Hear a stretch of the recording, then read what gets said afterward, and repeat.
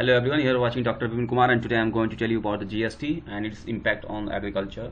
So if you see the GST, actually it is the indirect tax, and first of all I will clear you the difference between the indirect tax and direct tax. Actually dear, if you are talking about the indirect tax means you have to pay the price when you will purchase a commodity. Suppose here one customer, she is purchasing one pineapple.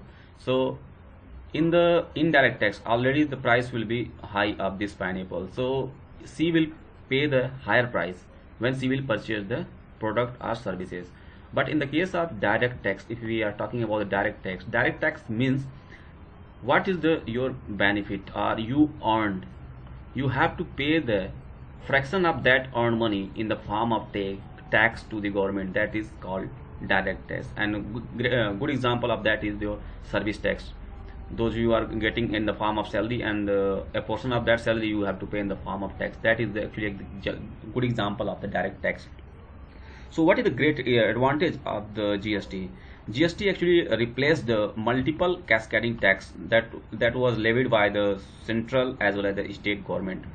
Previously what was happening, if you see the taxation system, those who are existed, the agriculture product that has gone through a lot of the licensing and a number of indirect taxes like VAT, excise duty and services tax. So these were the scenario. Under that, just I'm going to give one of the examples. Suppose here a person A is willing to transport his product from A to B. So he will go n number of the licensing and taxation system at a different state level under the previous taxation system. So because of that, there was a lot of the hurdle in the transportation of the product. Okay, so many perishable product of the agriculture that has gone even the wastage because of the so many barrier of the licensing and indirect taxes at a different state level. So this was the scenario. So in the case of GST, what it done, actually it is the one tax system, means one time tax will be imposed on as in the form of GST. So these all are barrier, or you can say multiple tax system will be replaced in the GST.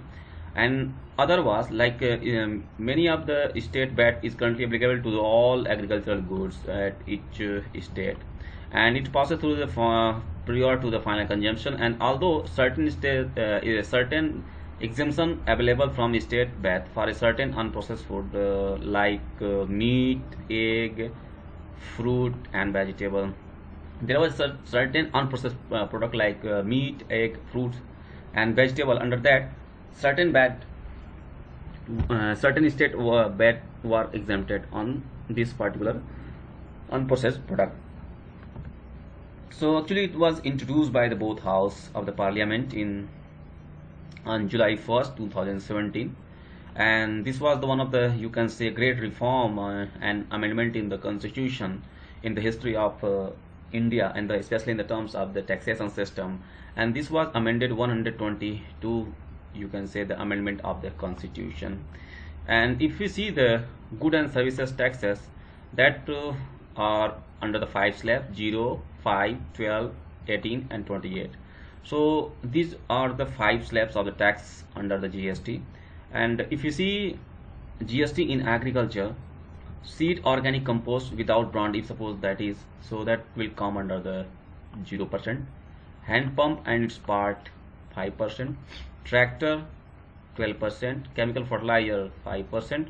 Tractor rim 18%. Other part of the tractor also 18%. Harvester and grader 12%, and insecticide under the 18%. So these are the some of the product that's come under the different slabs of the GST.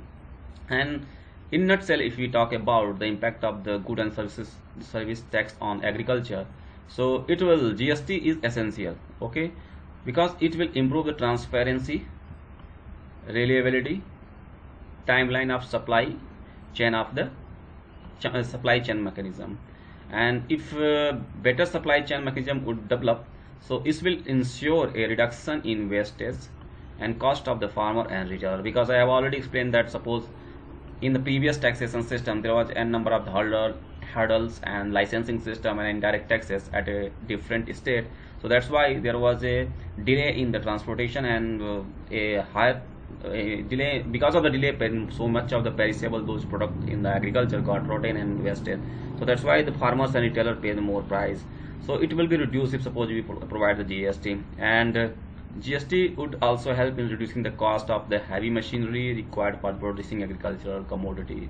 So these were all some of the advantages that are associated with the GST. I hope you understand, you enjoyed this video, and it was somewhat, I can say, helpful to you. And if you like this video, please like it and make a comment here for the improving my video in the future, and give some input for the improving my video.